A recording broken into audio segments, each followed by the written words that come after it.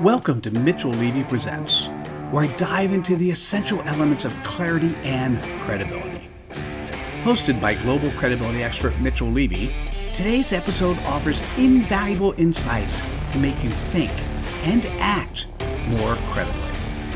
Join us as we explore living your values, boosting your credibility, and leading purposefully.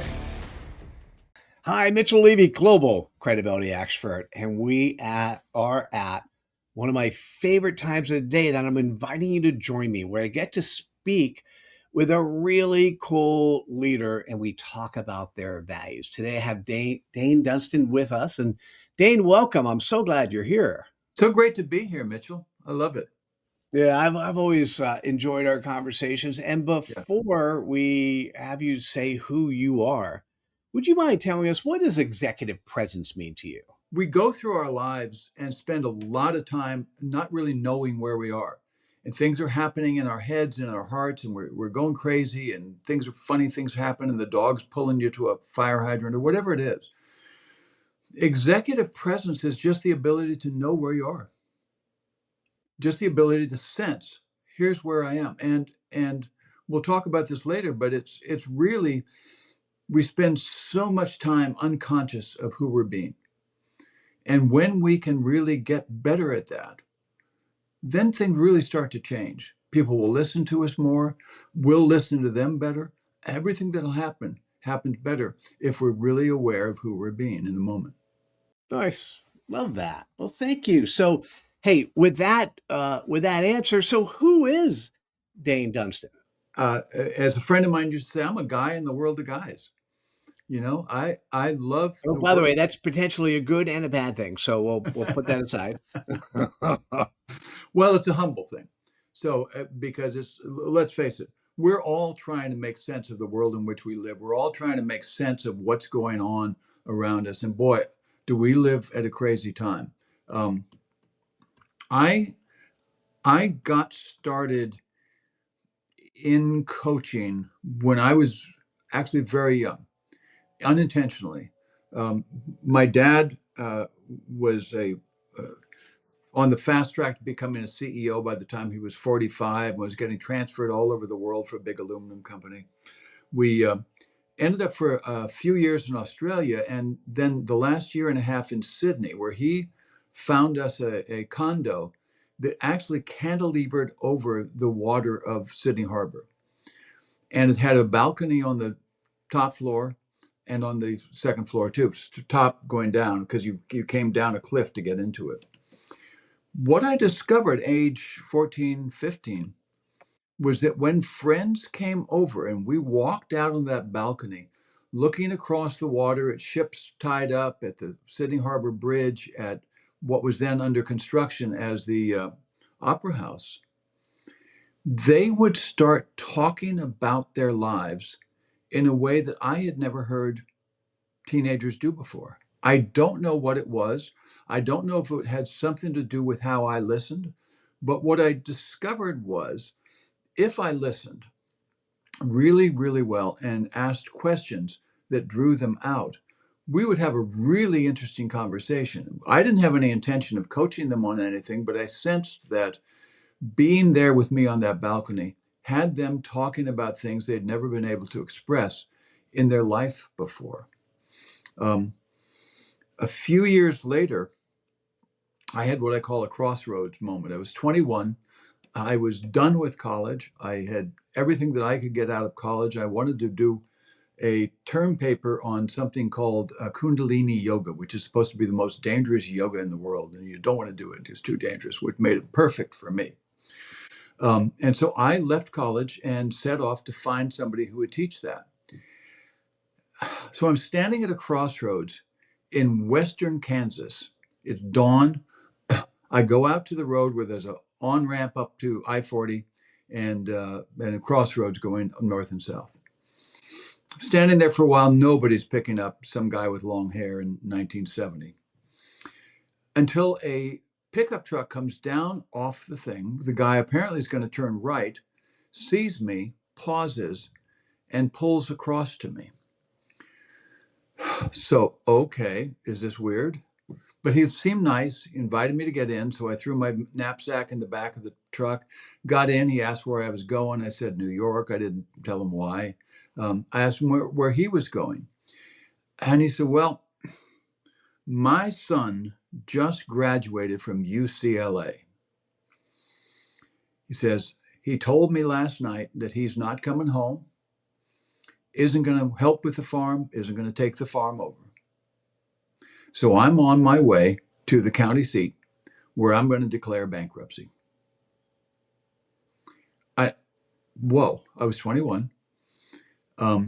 I tried to listen to him and draw him out on it, and had the sense that I might be the only person within hundreds of miles who could talk about what his son was going through, graduating from college in 1970, where so much was exploding and going on, so much creativity, and being able to be part of that versus coming home to a farm in Western Kansas. Nothing wrong with that, but I could certainly understand why he was going somewhere else. So I talked and asked him questions, talked about what his son might be thinking and doing, what the world was offering, what was changing, what was going on.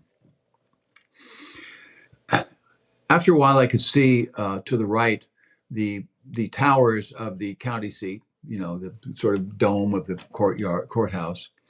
He pulls off onto the off ramp, stops, looks at me, and says, "Thank you." He said, "I've changed my mind. I'm not going to go declare bankruptcy." So I got out, wished him well, watched him drive down to the bottom of the hill at the intersection, make a U-turn, and drive back. Whether or not he saved that U-turn and kept it, I'll never know. But for me, it was one of those things with what the hell just happened to me? And I realized that in that moment of the crossroads, you don't just get to choose which direction you're going to turn. You have to change who you're being to do it. And that's what happened to me at that point. Within 2 years, I was in London running a yoga center and a natural foods restaurant. And that's just really how my career and life started off. So, so, so listen, I first of all, one of the most unique openings I've ever had. So, and I've interviewed over 1,000 people. So thank you.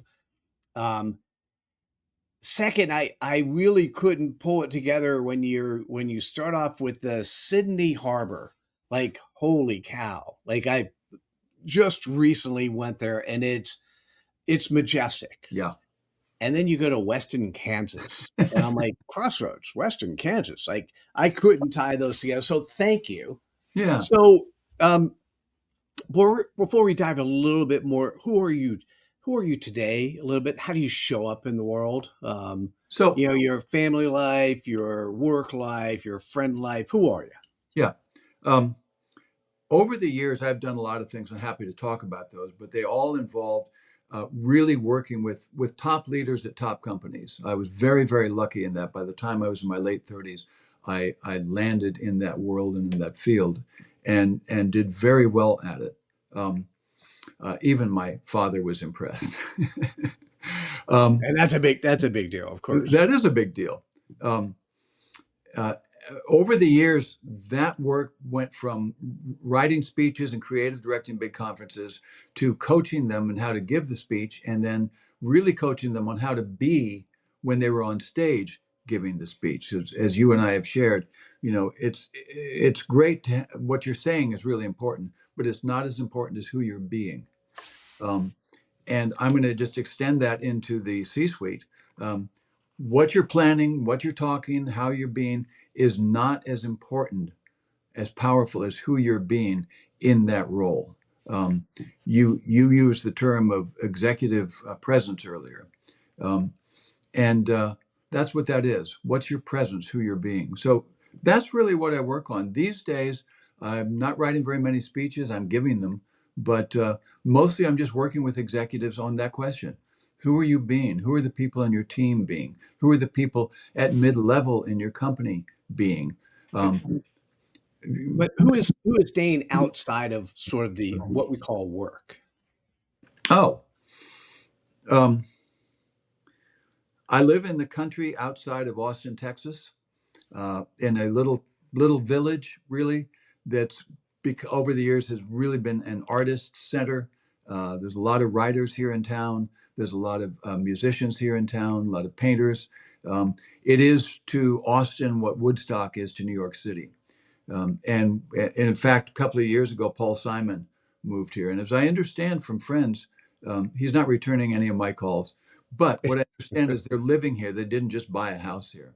So I'm in a community like that. I work with a lot of people. A lot of my work is coaching work, workshops. Those people, if they're local, and four of them over the years have been local. So we have a little circle of friends who gather and talk about the kind of things that you and I talk about when we're presence, who we're being, what we want to see, what we want to create. And So, then I go and walk my dogs and uh, go and take hikes, work in the gym, and just do my writing and do my coaching. we've talked about you occasionally go to Europe. Uh-huh. So friends there that you interact with, Did work you say with? did you say Europe or New York? Europe. Yes. Interestingly, I about 2 years ago, I got hijacked by a group of neuroscientists, and those are dangerous people, believe me.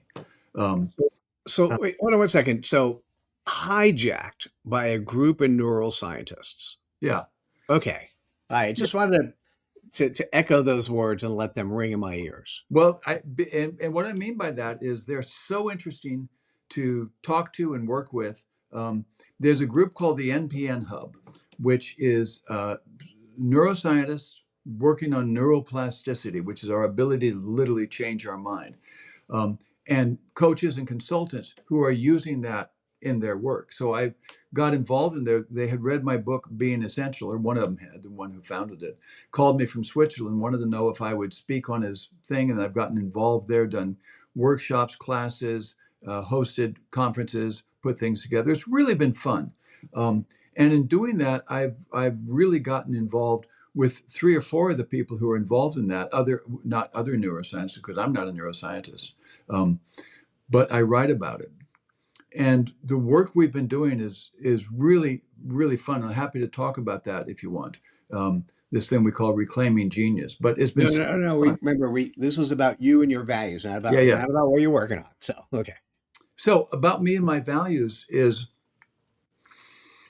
being as true to the word of what I write as I can possibly be, and that is real radical self-awareness and presence. Um, some people could call it enlightenment or whatever you want. I don't use that word because we have another way of thinking about that. We think that's somebody sitting in a cave up in the Himalayas who's always perfect and is actually floating 3 feet off the ground. That's not me. And in fact, nobody can be that, because if you're that guy 3 feet off the ground and the wind blows and you end up on your back in the cave, you at that moment will not be acting enlightened. That's a visual. Okay, I got it. So that's what I do.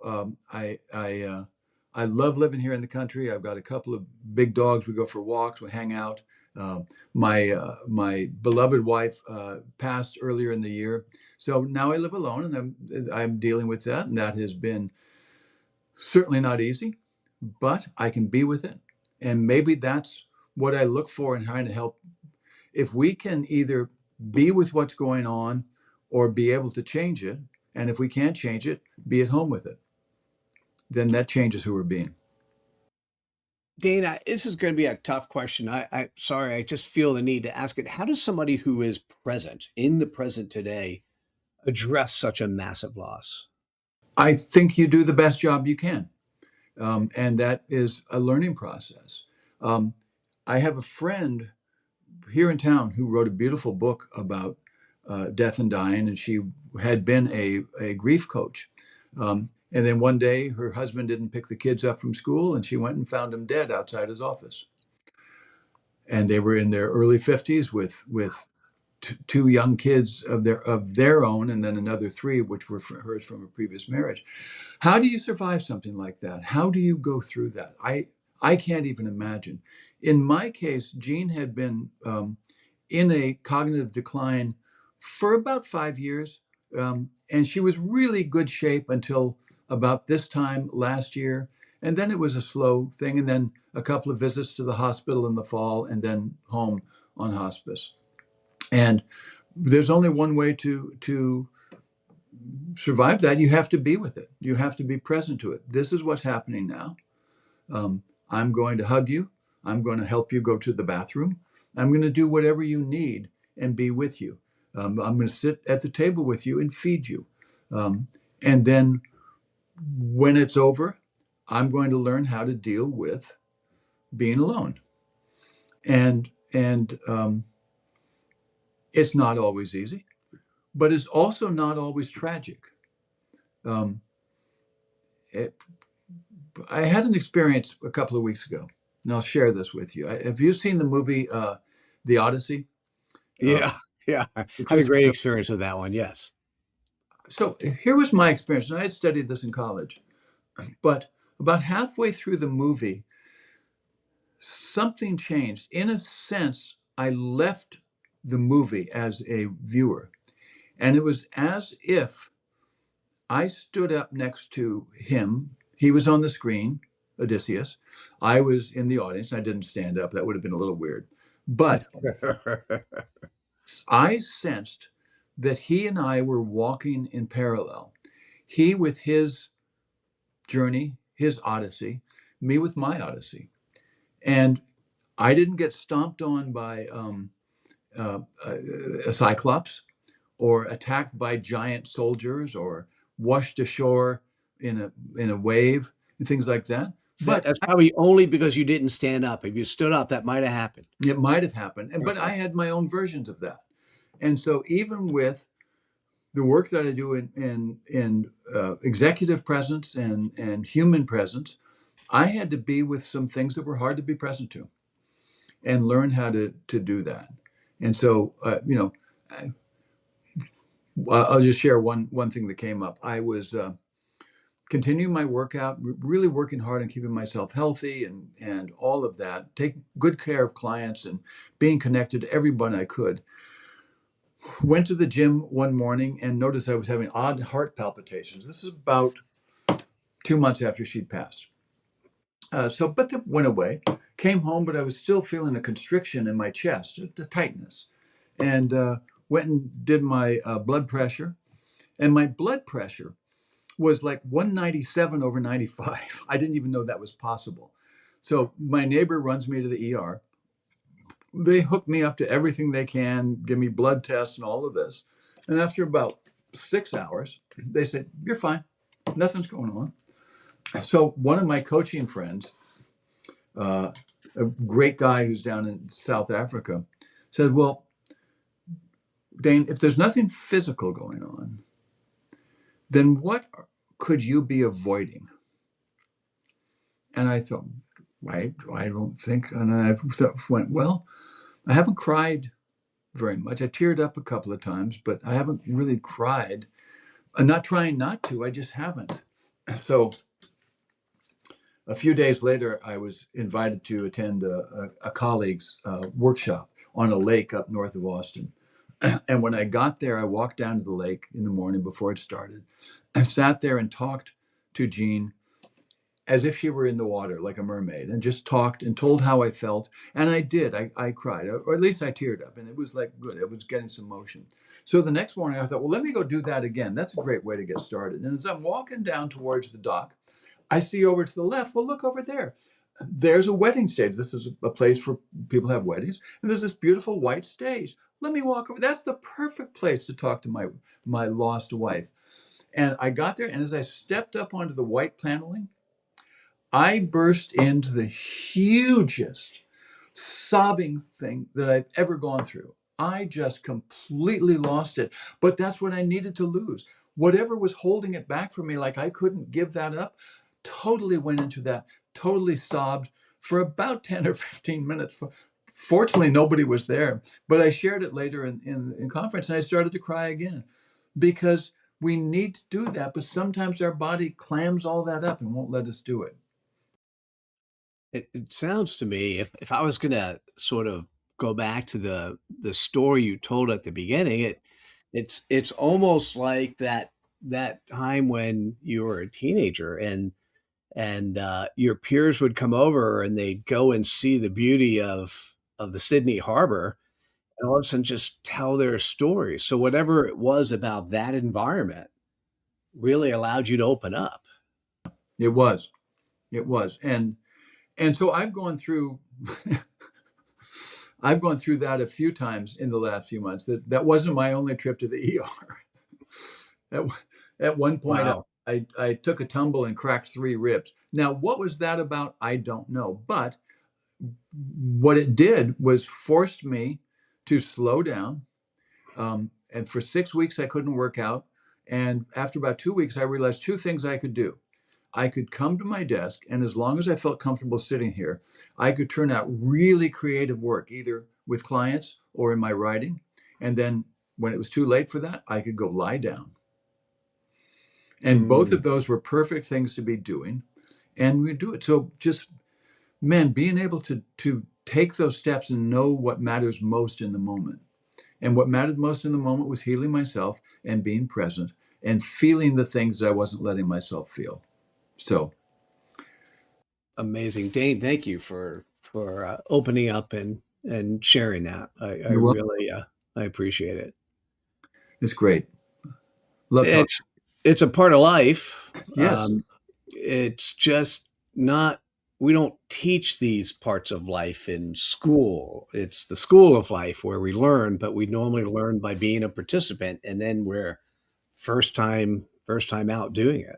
And listen to how that's framed too, because the way it's framed, we go to school, it's sit down, shut up, and don't ask questions. Then it's get good grades. Then it's go. If you get the good grades, you'll get into a good college, and then you'll be successful. And when you leave that good college, you'll get a very good job somewhere. And then when you're in that good job, you'll continue to progress all the way through your career to be very successful.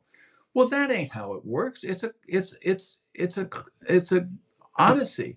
You go up, you go down. The stock market will go up, you go down. They'll lay people off. All these things that go on. You go sit in your office in the corner and say, "What the hell am I supposed to do now? Look what just happened." You know, I mean, it's it's so much unprepared. And what you and I both use the word coherence in our work, the ability to, no matter what's happening out there, that's shutting the company up, shutting it down, breaking things, making you have to rethink everything you're doing.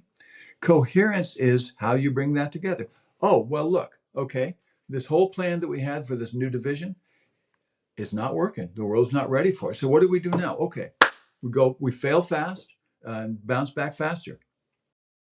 You just reminded me. Thank you. I just submitted, if I'm lucky enough, I'll be visiting you for South by Southwest. I submitted in the educational track a talk that essentially is the world changed, schools didn't. But that's another topic. We'll we'll move forward. I, one last question before we get to the one last question or two last questions is it's interesting for some odd reason because this didn't happen with me in life. You were present to who you are today when you were a teenager. Mhm. And how did that I mean, the situation was presented itself based on the Yes. story you told, but how did you know? How did you be how does a Dane become a Dane? Like how did that happen? Well, let me be real clear on one thing: is those moments were moments. Most of the rest of the time, I was a goofball. Most of the rest of the time, I struggled with who I was. I did things like I was really, really good at helping beautiful women fall in love with me. Seriously. And then I was even better at showing them what lying jerks they were to think they loved me and pretend that. Because I knew they didn't love me. Wow. And I mean, talk about talk about a sick way of being, but I couldn't help it. And I didn't know I was doing that at the time. It was years later I went back and looked and went, "Oh, I didn't have to do that. I could be with any one of those lovely ladies, and they were, but I couldn't because I couldn't live that. So it took a long time. But don't we all go through that? That was my odyssey. I had to learn how to get home, where home was, what the direction of it was. There's this Mm. great thing in the Odyssey and in the movie where he gets with Calypso, who's this beautiful woman on this beautiful beach. She feeds him a white lotus to eat. And that means for next 7 years, he has no idea of who he is or where he is or where he's going or where home is. None at all. And then at some time, it suddenly came back to him. So we all go through that. We forget who we are. And I certainly did that many times. I think many of us eat lotus flowers, whether or not we we know it or not. Hey, the books. I have to mention you have two huge piles of books on both sides of you. I just love that. Oh, thanks. Thanks. These are from an Italian designer my wife bought a few years ago. I had to assemble them. But yeah, we've got them throughout the house. And it's a great way to do it. Over here are my books and books by friends of mine. So get yours up there. Yeah, I'm gonna say I don't see my spine. Okay. So Well, I got your audiobook, which, by the way, I highly recommend. And I will say, when we got to the point where you started talking about coherence, I had just been writing about coherence. It was so resonant to me. oh And as my. you told the stories of these, what was it, 10 coherent companies? I had worked with some of them. I had been inside them. I knew who you were writing about. And it was really, really fun to read. So anybody who hasn't read that part of the book, it's real simple. It's like each one of those stories is 5 simple steps to be a great leader. It ain't that difficult. It is kind of, as we all know, simple is not easy. But I think that's one of the things that you and I have both have is out of chaos we create simple frameworks, and that's always amazing. Hey, listen, if you guys are still here, you're still interested, you're have a strong desire to reach out and have a conversation with Dain, please do. Dain, what is the best way for people to reach out to you? Um, why don't we do with daindunston.com, which is my personal website, not the company website, but you can reach me through there. All my books are there. A bunch of speeches are there. So if you'd like to learn more about me, and then please reach out. We'd love to talk to you. Love that. Thank you. All right. So, Dain, given what we talked about, um, is there a question I should have asked that I didn't, or is there a particular question you want to make sure gets on the table? But you actually went there with the idea about how the world changed, but education didn't. We are at a what may be one of the greatest turning points in human history, certainly since the axial age, which was 2500 BC, and we're just incredible, or not 2500 BC, 2500 years ago, so 500 BC. Um, and I think let's have a little chat, both of us, about how to think about who to be in this thing that we are, because everything in the planet is changing. It's changing as much as it did in the 14th century during the Great Plague, which changed everything in the structure of everything in Europe. And out of it came things like people couldn't live in their castles anymore because they were all dead. So what had been land that couldn't be farmed except by the prince or the duke or something, suddenly the local people were setting up farms and they became wealthy and they started businesses, and you developed an economy that was completely hadn't existed before. You get to the early 20th century, huge changes that came in. I mean, we had another plague or epidemic then with the flu epidemic. And same time, incredible art, incredible science, incredible, so much happening. And then World War II, which all came out of who we're being. We're facing the same kind of things here right now. So what can leaders do in this point? Who should we be? How should we act? I think it's a great question to go through. Hmm. And we can't answer it here, but just the ability to think about. It's going to be different. People need us to think differently. In our company, we have to think differently. And I love the phrase you use, the CPOP.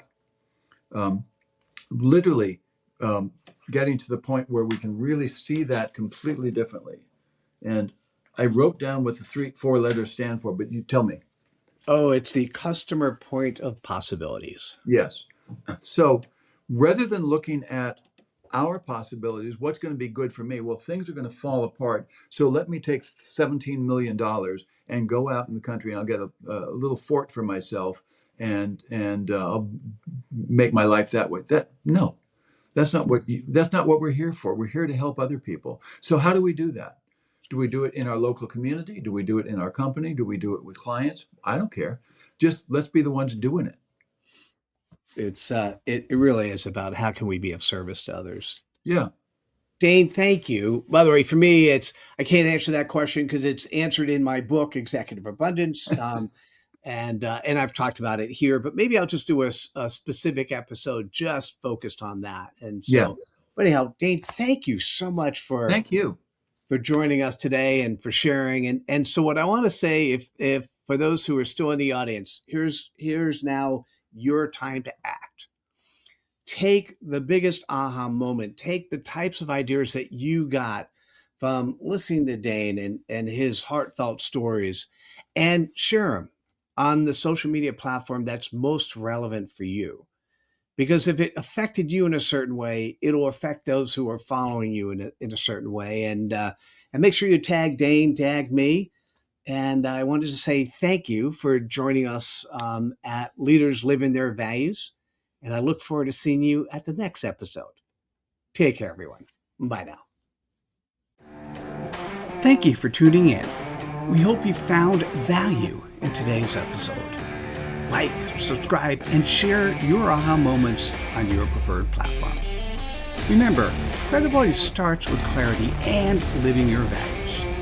Learn more at mitchelllevy.com. Until next time.